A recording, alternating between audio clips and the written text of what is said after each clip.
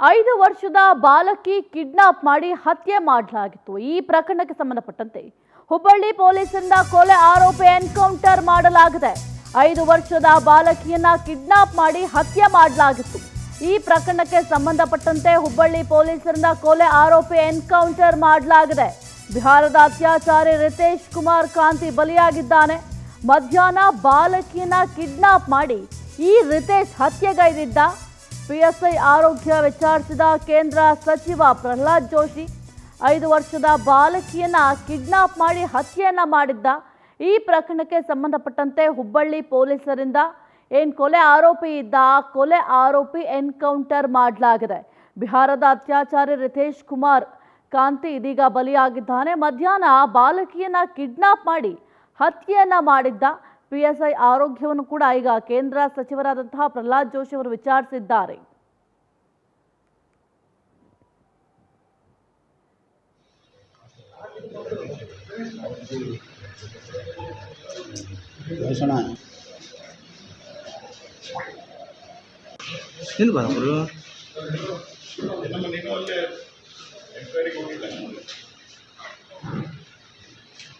Brother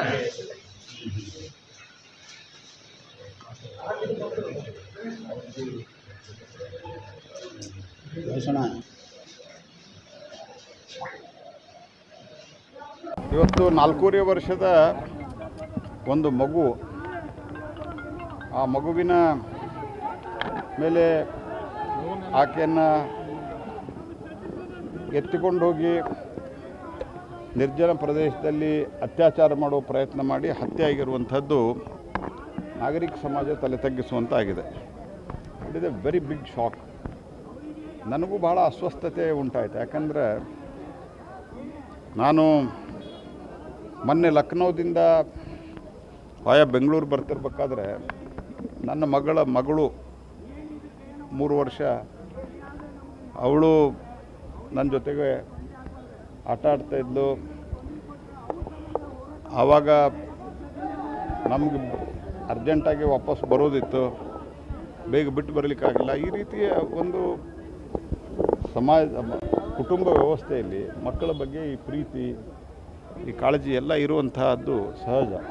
ಅಂತಾದ ಅವ್ರ ತಂದೆ ತಾಯಿಗೆ 2 ಮಕ್ಕಳು, ಅದರಲ್ಲಿ ಒಂದು ದಿವ್ಯಾಂಗಳಿದ್ದಾಳೆ, ಅರ್ಥಾತ್ ಜನರಿಗೆ ಅರ್ಥ ಆಗೋ ಭಾಷೆಯಲ್ಲಿ ಅಂತಂದ್ರೆ ಅಂಗವಿಕಲಿದ್ದಾಳೆ. ಇನ್ನೊಂದು ಮಗು ಇದ್ದಿದ್ದೇ ಇದು ಚೆನ್ನಾಗಿರೋದು. ಇದು ಎನ್ಕೌಂಟರ್ ಇದ್ರ ಮೇಲೆ ಅತ್ಯಾಚಾರ ಆಗ್ತದೆ, ಅದನ್ನು ಕೊಂದು ಹಾಕ್ತಾರೆ. ಇದು ಕಾಂಟ್ ಇಮ್ಯಾಜಿನ್. ಇದು ಬಹಳ ಮನಸ್ಸಿಗೆ ಆಘಾತ, ನೋವನ್ನು ತಂದಿದೆ.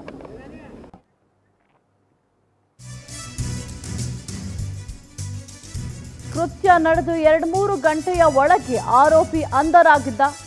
ಹುಬ್ಬಳ್ಳಿಯಲ್ಲಿ ಕಮಿಷನರ್ ಎನ್ ಶಶಿಕುಮಾರ್ ಈ ಹೇಳಿಕೆ ಕೊಟ್ಟಿದ್ದಾರೆ. ವಿಚಾರಣೆಯ ವೇಳೆ ತನ್ನ ಗುರುತಿನ ಬಗ್ಗೆ ಹೇಳಿಕೆಯನ್ನ ನೀಡಿದ್ದ. ಬಳಿಕ ಪೊಲೀಸರಿಂದ ತಪ್ಪಿಸಿಕೊಳ್ಳಲು ಯತ್ನ ಮಾಡಿದ್ದಾನೆ. ಆಗ ನಮ್ಮ ಸಿಬ್ಬಂದಿ ಮೇಲೆ ಹಲ್ಲೆ ಮಾಡಿದ್ದ ಆರೋಪಿ ಅಂತ ಹೇಳಿಕೆಯನ್ನ ಕೊಟ್ಟಿದ್ದಾರೆ. ಮಹಿಳಾ ಪಿಎಸ್ಐ ಅನ್ನಪೂರ್ಣ ಫೈರಿಂಗ್ ಮಾಡಿದ್ದಾರೆ. ತಾರಿಹಾಳ ಅಂಡರ್ಪಾಸ್ ಬಳಿ ಫೈರಿಂಗ್ ಮಾಡಲಾಗಿದೆ. ಆರೋಪಿ ರಿತೇಶ್ ಕುಮಾರ್ ಎದೆಗೆ, ಕಾಲಿಗೆ ಗುಂಡೇಟು ಹೊಡೆಯಲಾಗಿದೆ. ಎದೆಗೆ ಗುಂಡು ತಗುಲಿದ ಪರಿಣಾಮ ಆರೋಪಿ ಸಾವನ್ನಪ್ಪಿದ್ದಾನೆ. ಹುಬ್ಬಳ್ಳಿಯಲ್ಲಿ ಕಮಿಷನರ್ ಎನ್ ಶಶಿಕುಮಾರ್ ಈ ಹೇಳಿಕೆಯನ್ನ ಕೊಟ್ಟಿದ್ದಾರೆ. ಕೃತ್ಯ ನಡೆದು 2-3 ಗಂಟೆಯ ಒಳಗೆ ಆರೋಪಿ ಅಂಧರಾಗಿದ್ದ. ಹುಬ್ಬಳ್ಳಿಯಲ್ಲಿ ಕಮಿಷನರ್ ಎನ್ ಶಶಿಕುಮಾರ್ ಈ ರೀತಿಯನ್ನ ಹೇಳಿಕೆಯನ್ನ ಕೊಟ್ಟಿದ್ದಾರೆ.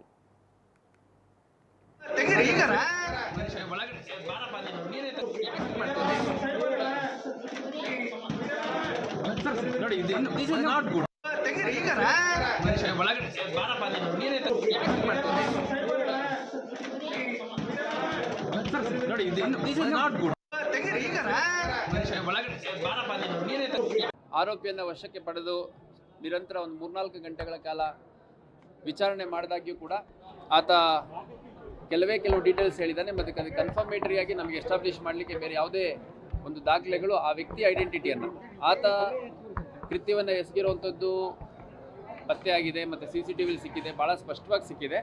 ಆ ವ್ಯಕ್ತಿಯ ಐಡೆಂಟಿಟಿ ಯಾರು ಅನ್ನುವಂಥದ್ದನ್ನು ಪತ್ತೆ ಮಾಡುವಂಥ ಸಂದರ್ಭದಲ್ಲಿ ಆತ ತನ್ನ ಹೆಸರು ಮತ್ತು ಯಾವ ಊರು ಅನ್ನುವಂಥದ್ದನ್ನು ಹೇಳ್ತಾನೆ. ಬಟ್ ಅದಕ್ಕೆ ಕನ್ಫರ್ಮೇಟರಿಯಾಗಿ ಯಾವುದು ಪೂರಕವಾದ ವಸ್ತುಗಳು ಸಿಗೋದಿಲ್ಲ.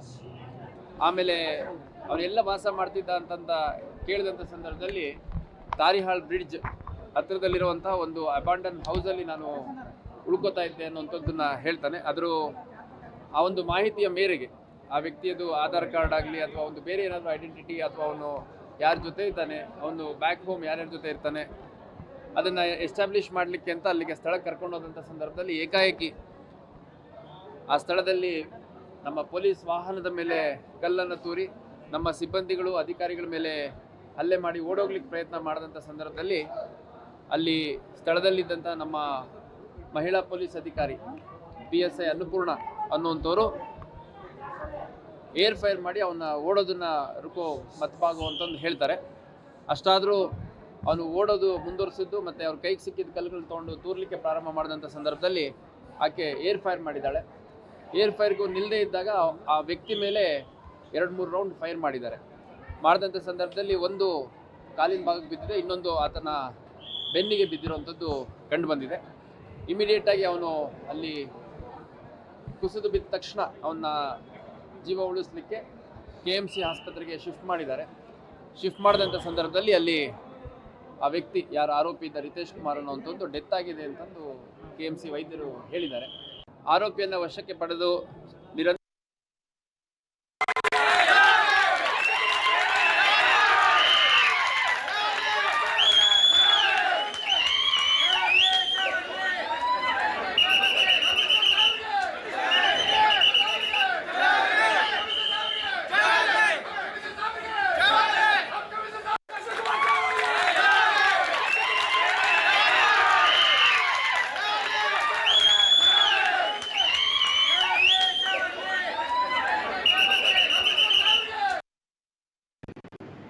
ಸೊ ನೀವು ಕೂಡ ಗಮನಿಸ್ತಾ ಇದ್ದಾರೆ, ಆರೋಪಿ ರಿತೇಶ್ ಕುಮಾರ್ ಗುಂಡೇಟಿನಿಂದ ಸಾವನ್ನಪ್ಪಿದ್ದಾನೆ. ನಿಜಕ್ಕೂ ಕೂಡ ಆ ಮುದ್ದ ಮಗು ನೋಡಿ ಎಷ್ಟು ಕ್ಯೂಟ್ ಆಗಿದೆ. ಆ ಮಗು ಮೇಲೆ ಅತ್ಯಾಚಾರ ಮಾಡಿದ್ದಾನೆ ಅಂದರೆ ಈತನಿಗೆ ಸರಿಯಾಗಿ ಆಗಿದೆ ಅಂತ ಅನ್ಸುತ್ತೆ. ಯಾಕಂತಂದ್ರೆ ಏನೂ ಅರಿಯದ ಕಂದಮ್ಮನ ಮೇಲೆ ಅತ್ಯಾಚಾರ ಮಾಡಿ ಆ ಮಗುವನ್ನ ಹತ್ಯೆ ಮಾಡಿದ್ದಾರೆ ಅಂದರೆ ಇಂಥ ಪಾಪಿಗಳಿಗೆ ಇದಕ್ಕಿಂತ ಕಠಿಣ ಶಿಕ್ಷೆ ಯಾವುದೂ ಇರೋದಿಲ್ಲ ಅಂತ ಅನ್ಸುತ್ತೆ. ಇಂಥವ್ರಿಗೆ ಸಾವೇ ಸರಿ ಅಂತ ಸಾಕಷ್ಟು ಸಾರ್ವಜನಿಕರು ಕೂಡ ಆಕ್ರೋಶವನ್ನು ವ್ಯಕ್ತಪಡಿಸಿದ್ರು. ಇದೀಗ ಈತನ ಮೇಲೆ ಗುಂಡೇಟನ್ನು ಹೊಡೆಯಲಾಗಿದೆ. ಮತ್ತೊಂದು ಕಡೆ CCTV ದೃಶ್ಯಾವಳಿಗಳನ್ನು ಗಮನಿಸ್ತಾ ಇದ್ದೀರಾ, ಮಗುವನ್ನ ಯಾವ ರೀತಿ ಈತ ಕಿಡ್ನಾಪ್ ಮಾಡ್ತಾನೆ ಅಂತ. ಇನ್ನು ಈ ರಿತೀಶ್ ಯಾರು ಅಂತ ನೋಡ್ತಾ ಹೋದ್ರೆ, ಈತ ಮೂಲತಃ ಬಿಹಾರದ ಪಾಟ್ನಾ ಮೂಲದವನು. ಕಳೆದ ಕೆಲ ವರ್ಷಗಳಿಂದ ಈತ ಊರನ್ನ ಬಿಟ್ಟು ಇಲ್ಲಿ ಬೆಂಗಳೂರಿಗೆ ಬಂದಿದ್ದ. ಇನ್ನು ಹುಬ್ಬಳ್ಳಿಯ ತಾರಿಹಾಳದ ಬ್ರಿಡ್ಜ್ ಬಳಿ ವಾಸ ಕೂಡ ಮಾಡ್ತಾ ಇದ್ದ. ಆರೋಪಿಯನ್ನ ವಶಕ್ಕೆ ಪಡೆದು ಈ ವಿಚಾರಕ್ಕೆ ಸಂಬಂಧಪಟ್ಟಂತೆ ಪೊಲೀಸರು ವಿಚಾರಣೆ ಕೂಡ ಮಾಡ್ತಾ ಇದ್ರು. ಆತ ವಾಸವಿದ್ದ ಜಾಗದ ಪರಿಶೀಲನೆಗೂ ಕೂಡ ಈತನನ್ನ ಕರೆದೊಯ್ಯಲಾಗಿತ್ತು. ತಾನೇನು ಕೆಲಸ ಮಾಡ್ತಿದ್ದ ಅನ್ನೋ ಬಗ್ಗೆ ಅಸ್ಪಷ್ಟ ಮಾಹಿತಿಯನ್ನ ಪೊಲೀಸರಿಗೆ ಕೊಟ್ಟಿದ್ದ. ಯಾವುದೂ ಕೂಡ ಖಚಿತ ಮಾಹಿತಿಯನ್ನ ನೀಡಿರಲಿಲ್ಲ. ಇದಕ್ಕೆ ಸಂಬಂಧಿಸಿದ ಯಾವುದೇ ದಾಖಲೆಯನ್ನು ಕೂಡ ಆತ ನೀಡಿರಲಿಲ್ಲ. ಇನ್ನು ಅಂದರೆ ಏನು ಆಧಾರ್ ಕಾರ್ಡ್ ಆಗಿರಬಹುದು, ಪ್ಯಾನ್ ಕಾರ್ಡ್, ಯಾವ ದಾಖಲೆಯನ್ನು ಕೂಡ ಆತ ಕೊಟ್ಟಿರಲಿಲ್ಲ. ಆ ಬಳಿಕ ಪೊಲೀಸರ ಮೇಲೆಯೇ ಕಲ್ಲಿನಿಂದ ಹಲ್ಲೆಗೆ ಯತ್ನ ಮಾಡಿದ್ದಾನೆ. ಮಾಡಿರೋದೇ ತಪ್ಪು, ಅಂಥದ್ರಲ್ಲಿ ಪೊಲೀಸರ ಮೇಲೆ ಹಲ್ಲೆಗೆ ಯತ್ನವನ್ನ ಮಾಡಿದ್ದ. ಆಗ ಶರಣಾಗುವಂತೆ ಪೊಲೀಸರು ಕೂಡ ಆರೋಪಿಯನ್ನ ಕೇಳ್ಕೊಂಡಿದ್ದಾರೆ.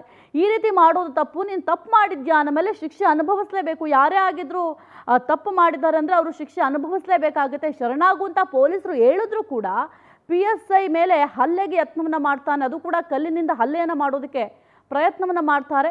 ತಮ್ಮ ಅಂದರೆ ಈ ರೀತಿಯ ಹಲ್ಲೆಯಿಂದ ತಪ್ಪಿಸಿಕೊಳ್ಳೋದಕ್ಕೆ ಈತನಿಗೆ ಫೈರಿಂಗನ್ನು ಮಾಡಲಾಗಿದೆ. ಈ ವೇಳೆ ಏರ್ ಫೈರ್ ಮಾಡಿದ್ದ ಲೇಡಿ PSI ಅನ್ನಪೂರ್ಣ ಅವ್ರಿಗೂ ಕೂಡ ಸ್ವಲ್ಪ ಏಟಾಗಿದೆ. ಅವ್ರನ್ನೂ ಕೂಡ ವಿಚಾರಿಸಿದ್ರು. ಇನ್ನು ಆಗಲೂ ಕಲ್ಲು ಎಸೆದು ಪೊಲೀಸರ ಮೇಲೆ ಹಲ್ಲೆಗೆ ಯತ್ನ ಮಾಡ್ದ. ಈ ವೇಳೆ ತಮ್ಮ ಆತ್ಮರಕ್ಷಣೆ, ಪೊಲೀಸರಾಗಿರ್ಬೋದು ಯಾರೇ ಆಗಿರ್ಬೋದು, ತಮ್ಮ ಆತ್ಮರಕ್ಷಣೆ ಮಾಡೋದ್ರಲ್ಲಿ ಯಾವುದೂ ಕೂಡ ತಪ್ಪಿಲ್ಲ ಅಂತ ಅನ್ಸುತ್ತೆ. ಅದು ಕೂಡ ಈ ಪುಟ್ಟ ಕಂದಮ್ಮನ ಮೇಲೆ ಅತ್ಯಾಚಾರ ಮಾಡಿದ್ದಾರೆ ಅಂದರೆ ಇಂಥ ಪಾಪಿಗಳಿಗೆ ಸರಿಯಾದ ಶಿಕ್ಷೆ ಆಗಿದೆ ಅಂತ ಸಾರ್ವಜನಿಕರು ಕೂಡ ಖುಷಿಯನ್ನ ವ್ಯಕ್ತಪಡಿಸ್ತಾ ಇದ್ದಾರೆ. ಒಬ್ಬರಿಗೆ ಈ ರೀತಿಯಾಗಿ ಶಿಕ್ಷೆ ಕೊಟ್ರೆ ಮತ್ತೆ ಬೇರೆಯವರು ಈ ರೀತಿಯ ಕೃತ್ಯಕ್ಕೆ ಕೈ ಹಾಕೋದಿಲ್ಲ.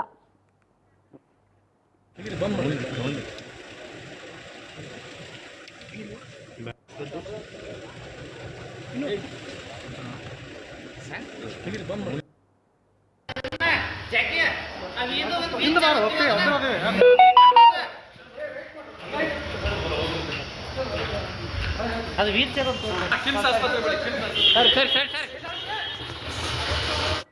ಎಸ್ ಈ ಕುರಿತು ಹೆಚ್ಚಿನ ಮಾಹಿತಿ ನೀಡ್ತಾರೆ ನಮ್ಮ ಪ್ರತಿನಿಧಿ ರವಿಕುಮಾರ್ ಆ ಪುಟ್ಟ ಕಂದಮ್ಮನ ಮೇಲೆ ಅದೇನು ಅತ್ಯಾಚಾರವನ್ನ ಮಾಡಿ ಹತ್ಯೆ ಮಾಡಲಾಗಿತ್ತು, ಈಗ ಆತನಿಗೆ ಗುಂಡೇಟನ್ನು ಹೊಡೆಯಲಾಗಿತ್ತು, ಪೊಲೀಸರ ಮೇಲೆ ಕಲ್ಲು ತೂರಾಟವನ್ನು ನಡೆಸಿದ್ದ, ಸದ್ಯಕ್ಕೆ ಆತ ಸಾವನ್ನಪ್ಪಿದ್ದಾನೆ, ಏನೆಲ್ಲ ಅಪ್ಡೇಟ್ಸ್ ಇದೆ ಈ ವಿಚಾರಕ್ಕೆ ಸಂಬಂಧಪಟ್ಟಂತೆ?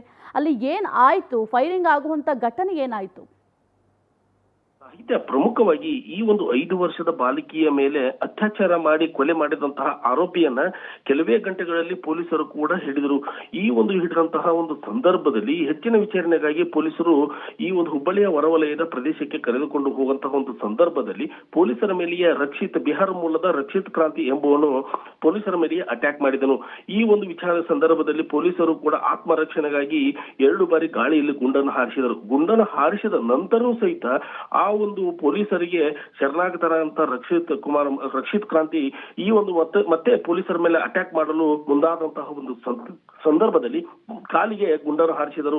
ಈ ಒಂದು ಸಂದರ್ಭದಲ್ಲಿ ಕೂಡ ಆತ್ಮರಕ್ಷಣೆಗೆ ಗುಂಡನ್ನು ಹಾರಿಸುವಂತಹ ಸಂದರ್ಭದಲ್ಲಿ ಮತ್ತೆ ಪೊಲೀಸರು ಅವನಿಗೆ ಕಾಲಿಗೆ ಗುಂಡನ್ನು ಹಾರಿಸಿದಂತ ನಂತರ ತೀವ್ರ ರಕ್ತಸ್ರಾವದಿಂದ ಸ್ಥಳದಲ್ಲಿ ಕುಸಿದು ಬಿದ್ದಂತಹ ರಕ್ಷಿತ್ ಕ್ರಾಂತಿ ಆ ಒಂದು ಹೆಚ್ಚಿನ ಚಿಕಿತ್ಸೆಗಾಗಿ ಕಿಮ್ಸ್ ಆಸ್ಪತ್ರೆಗೆ ಕರೆದುಕೊಂಡು ಬರುವಂತಹ ಸಂದರ್ಭದಲ್ಲಿ ಆ ಒಂದು ಚಿಕಿತ್ಸೆ ಫಲಕಾರಿ ಆಗದೆ ಸ್ಥಳದಲ್ಲಿ ಸಾವನ್ನಪ್ಪಿದ್ದಾನೆ. ಈ ಒಂದು ವಿಚಾರ ಕುರಿತಂತೆ ಕೂಡ ಪೊಲೀಸ್ ಆಯುಕ್ತರು ಕೂಡ ಮಾಹಿತಿಯನ್ನು ನೀಡಿದ್ದು, ಹೆಚ್ಚಿನ ಒಂದು ರಕ್ತಸ್ರಾವದಿಂದ ಬಿದ್ದು ಒದ್ದಾಡದಂತಹ ರಕ್ಷಿತ್ ಕ್ರಾಂತಿ ಸದ್ಯ ಮೃತನಾಗಿದ್ದಾನೆ.